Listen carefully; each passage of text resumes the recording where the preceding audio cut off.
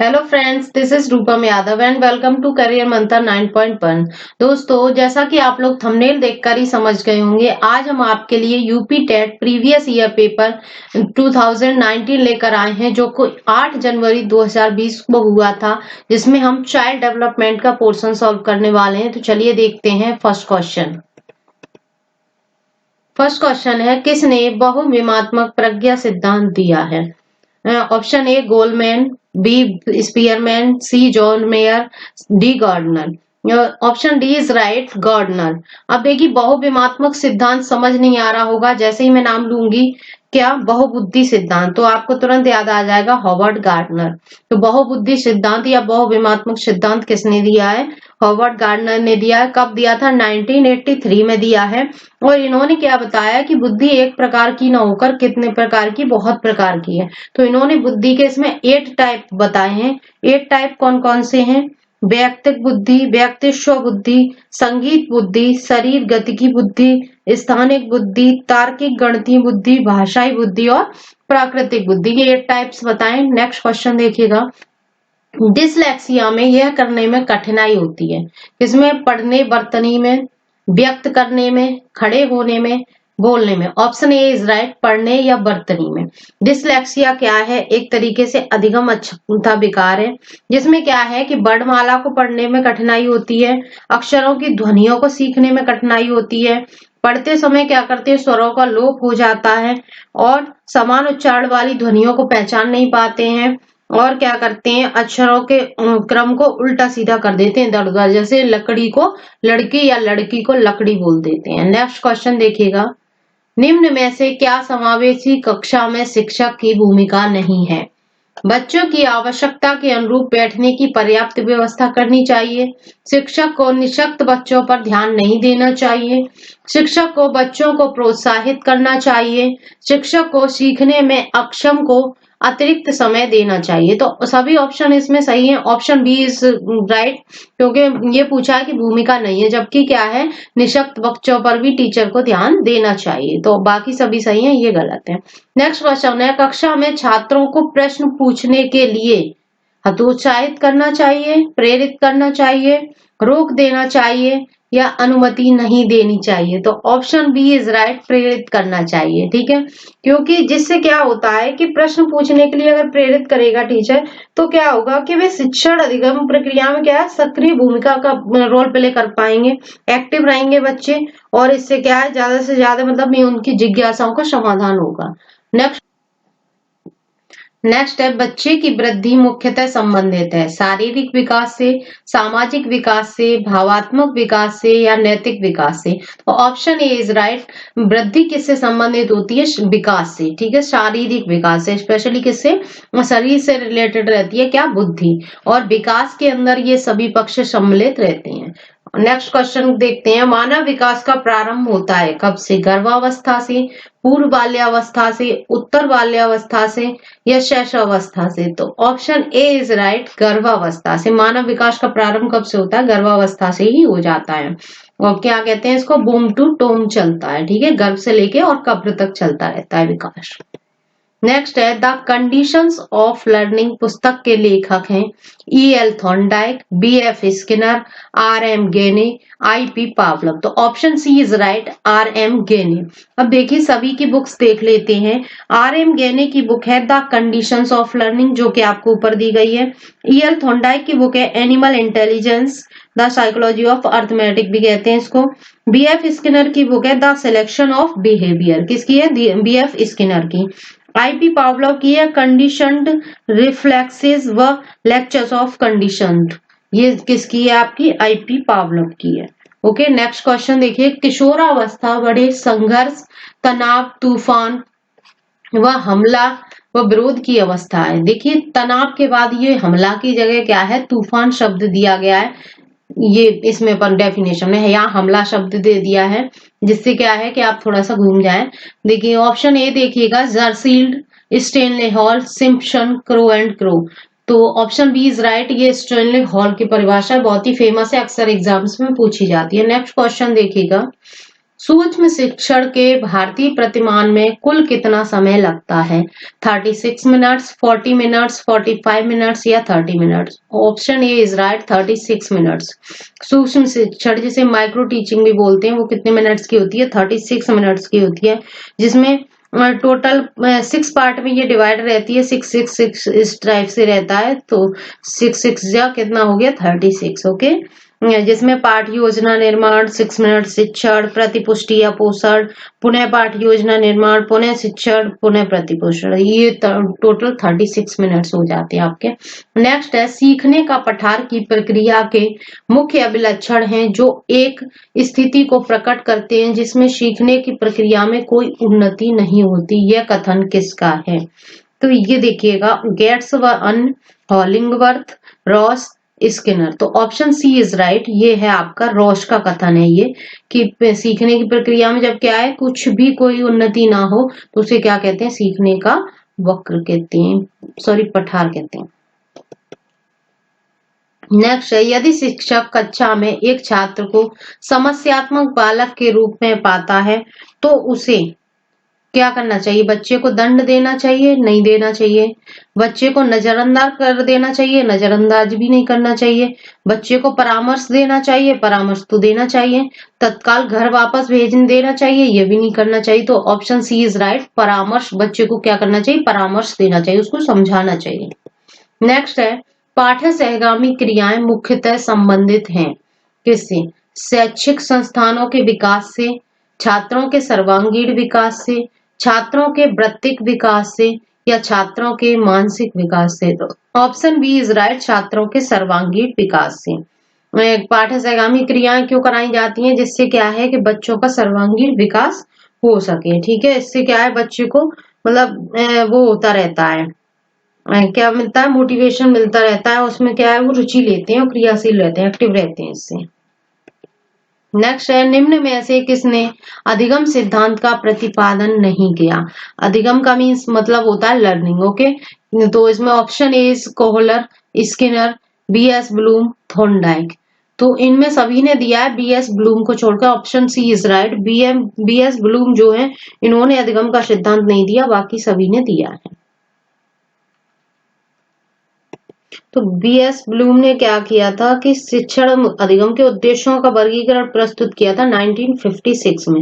इन्होंने अधिगम का सिद्धांत नहीं दिया था। नेक्स्ट है आपका, शिक्षा में अवरोधक का तात्पर्य है बालक का विद्यालय में प्रवेश न लेना, बालक का विद्यालय न जाना, बालक द्वारा विद्यालय छोड़ देना, किसी बालक का 1 वर्ष से अधिक समय तक एक ही कक्षा में रहना।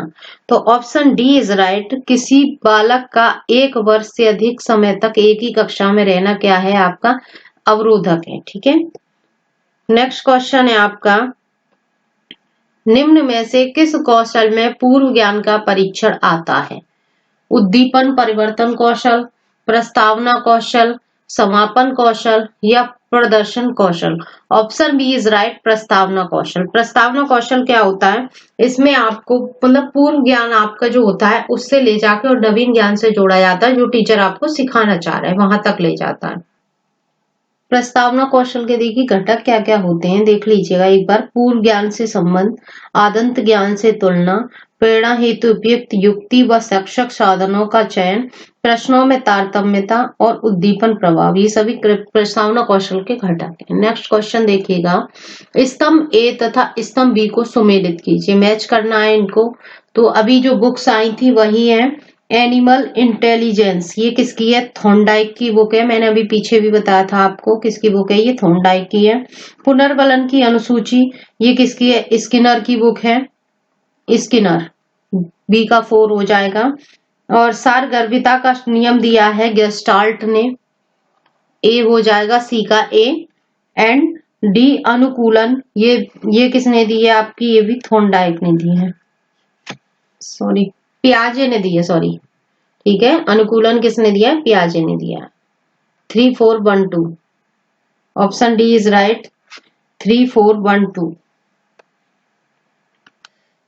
तो ऑप्शन डी इसका राइट हो गया आपका 3, 4, 1, 2। ठीक है, वो गलती से बाय मिस्टेक थॉर्नडाइक निकल गया, इसका क्या था? अनुकूलन वाले का पियाजे है। नेक्स्ट चलिएगा, विकास कभी न समाप्त होने वाली प्रक्रिया है। यह कथन विकास के किस सिद्धांत से संबंधित है? ऑप्शन ए अंतःक्रिया का सिद्धांत, बी एकीकरण का सिद्धांत, सी अंतः संबंध का सिद्धांत एंड डी निरंतरता का सिद्धांत। तो ऑप्शन डी का इसका राइट हो जाएगा, डी निरंतरता का सिद्धांत। ठीक है, विकास क्या है? जीवन पर्यंत चलता है, मैंने बताया था बूम टू टूम चलता है, तो क्या है? निरंतरता का सिद्धांत है, कॉन्टिन्यूअस। नेक्स्ट है आपका क्वेश्चन, संविधान के किस संशोधन से शिक्षा एक मौलिक अधिकार बन गई है? ऑप्शन ए 86वें संशोधन, ऑप्शन बी 25वें संशोधन, सी 52वें संशोधन, डी 22वें संशोधन। ऑप्शन ए इज राइट, 86वें संशोधन। 86वें संशोधन जो कब हुआ था, वो कब हुआ था? ये 2002 में हुआ था, यानी कि 2002 में हुआ था। जिसमें क्या किया गया था कि आर्टिकल 21 में एक नया आर्टिकल 21A जोड़ दिया गया, जिससे क्या हुआ कि ये एक मौलिक अधिकार बन गई शिक्षा। और इसमें क्या किया गया कि राज्य को 6 से 14 वर्ष तक के सभी बच्चों को क्या कर दिया गया है? अनिवार्य और निशुल्क शिक्षा दी जाएगी। नेक्स्ट क्वेश्चन देखिएगा, अभिप्रेरणा के मूल प्रवृत्ति सिद्धांत के प्रतिपादक थे? A McDougall, B Abraham Maslow, C Simpson and D William James. तो option A is right, McDougall. McDougall ने क्या है 1908 ईस्वी में मूल प्रवृत्ति का सिद्धांत दिया, जो कि 14 मूल प्रवृत्तियां बताई थी इसमें इन्होंने। नेक्स्ट है आपका, विकास की किस अवस्था को कोल तथा ब्रूस ने संवेगात्मक विकास का अनोखा काल कहा है? शैशवावस्था, बाल्यावस्था, प्रौढ़ावस्था या किशोरावस्था। तो ऑप्शन बी इज राइट, बाल्यावस्था। बाल्यावस्था को कोल व ब्रूस ने क्या कहा है? संवेगात्मक विकास का अनोखा काल कहा है। ठीक है, नेक्स्ट क्वेश्चन है, व्यवहार के कारण व्यवहार में परिवर्तन ही अधिगम है, यह किसने कहा है? Option A Woodworth, option B Guilford, option C Skinner, option D Crow and Crow. तो option B is right, Guilford. व्यवहार के कारण व्यवहार में परिवर्तन ही अधिगम है, और गिलफोर्ड ने कहा है ऐसा। ठीक है, नेक्स्ट क्वेश्चन देखिएगा, सूची ए तथा सूची बी को सुमेलित कीजिए। तो इसका है ऑप्शन ए इज राइट, 4 3 1 2 इसका हो जाएगा, 4 3 1 2। 4 मैच कीजिएगा, ए का है 4, आशुबेल 3, 4 3 1 2। इसका हो जाएगा आशुबेल वाले का 3, और इसका हो जाएगा 1 एंड गॉर्डन वाले का 2। तो इसका हो गया ब्रूनर संप्रत्यय उपलब्धि शिक्षण प्रतिमान, आशुबेल का हो गया आपका अग्रिम संगठक शिक्षण प्रतिमान, एंड ग्लेजर का हो गया बुनियादी शिक्षण प्रतिमान, और गॉर्डन का हो गया साइनेटिक शिक्षण प्रतिमान। 4 3 1 2। नेक्स्ट क्वेश्चन देखते हैं,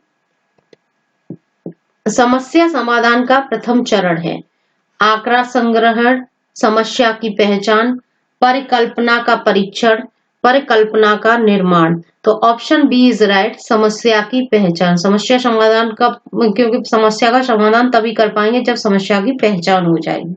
नेक्स्ट है, बालकों का अधिगम सर्वाधिक प्रभावशाली होगा जब पढ़ने लिखने एवं गणितीय कुशलताओं पर ही बल होगा, बालकों का संज्ञानात्मक, भावात्मक तथा मनोचालक पक्षों का विकास होगा, शिक्षण व्यवस्था एकाधिकारवादी होगी, शिक्षण अधिगम प्रक्रिया में आगे होकर बालकों को निष्क्रिय रखेगा। ऑप्शन बी इज राइट, बालकों का संज्ञानात्मक, भावात्मक तथा मनोचालक पक्षों का विकास होगा, तभी क्या है? अधिगम प्रभावशाली होगा। नेक्स्ट क्वेश्चन है, स्मृति स्तर एवं बोध स्तर के शिक्षण प्रतिमान की संरचना में कौन सा सोपान उभयनिष्ठ है? ऑप्शन ए सामान्यीकरण, ऑप्शन बी अन्वेषण, ऑप्शन सी प्रस्तुतिकरण, ऑप्शन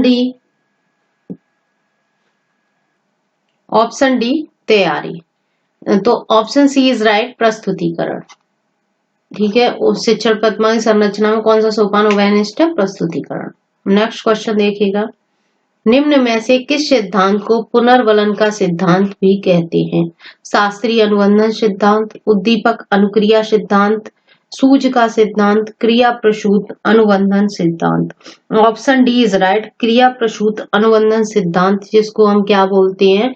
पुनर्वलन का सिद्धांत भी कहते हैं। तो ये पुनर्वलन का सिद्धांत किसने दिया था? स्किनर ने दिया था। स्किनर का सिद्धांत है ये, क्रिया प्रसूत अनुबंधन सिद्धांत या पुनर्वलन का सिद्धांत। नेक्स्ट क्वेश्चन देखिएगा, निम्न में से कौन सी अवस्था ब्रूनर के संज्ञानात्मक विकास सिद्धांत का अंग नहीं है?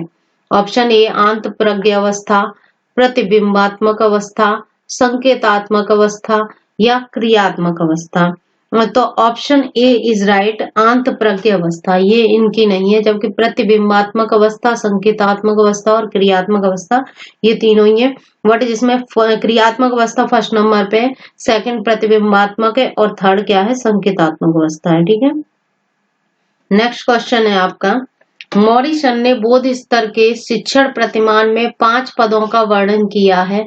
वे हैं प्रस्तुतिकरण, खोज, संगठन, व्यवस्था, आत्मीकरण, अभिव्यक्तिकरण।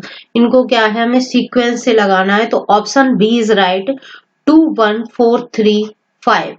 तो 2 फर्स्ट नंबर पे क्या आएगा? खोज आएगा, सेकंड पे प्रस्तुतिकरण आएगा और फिर आएगा आपका आत्मीकरण, आत्मीकरण आएगा और 4 नंबर वाला आत्मीकरण, देन संगठन व्यवस्था आएगी और लास्ट में आएगा आपका अभिव्यक्तिकरण, फिफ्थ वाला। ठीक है, 2 1 4 3 5। नेक्स्ट क्वेश्चन, निम्न में से कौन सा संज्ञानात्मक क्षेत्र से संबंधित नहीं है? अनुमूल्यन, अनुप्रयोग, बोध या ज्ञान। तो इसका हो जाएगा आपका ऑप्शन ए अनुमूल्यन, यानी कि वैल्यूइंग जिसे कहते हैं, वही क्या है? संज्ञानात्मक क्षेत्र से संबंधित नहीं है, जबकि अनुप्रयोग, बोध और ज्ञान सभी इससे संबंधित है। ये 6 प्रकार के होते हैं जो होते हैं आपके ये। तो इसमें क्या है? सबसे पहले ज्ञान होता है, देन बोध होता है, फिर अनुप्रयोग, विश्लेषण, संश्लेषण और मूल्यांकन। ये 6 टाइप बताए गए हैं संज्ञानात्मक क्षेत्र के। चलिएगा नेक्स्ट क्वेश्चन देखते हैं, निम्न में से कौन सा अधिगम का वक्र नहीं है? नतोदर, मिश्रित, लंबवत या उत्तल। तो इसमें क्या है आपका लंबवत जो है, जिसे लॉन्गिट्यूडियन भी कहते हैं, लॉन्गिट्यूडियनल कहते हैं। तो ये क्या है? कोई अधिगम का वक्र नहीं है, जबकि नतोदर, मिश्रित और उत्तल ये सभी वक्र के स्तर हैं। आज की क्लास यहीं तक हुई। अगर आपको ये वीडियो अच्छी लगी हो तो इसे आप लाइक करें, शेयर करें और आपको जो भी कमेंट्स हो वो जरूर भेजें। और आपको किस सब्जेक्ट की वीडियो चाहिए वो भी आप कमेंट बॉक्स में बता सकते हैं। और हाँ, सबसे इम्पोर्टेंट, अगर आपने अभी तक हमारे चैनल को सब्सक्राइब नहीं किया तो आप इसे सब्सक्राइब जरूर कर लें, जिससे आने वाली सभी वीडियोज की नोटिफिकेशन आप तक पहुंच सके। और तो आप अपनी तैयारी पूरे जोर शोर से करिएगा और चेक करने के लिए हम आपको प्रैक्टिस सेट प्रोवाइड करा ही रहे हैं। तो वीडियो को अंत तक देखने के लिए धन्यवाद। Take care all of you and bye bye.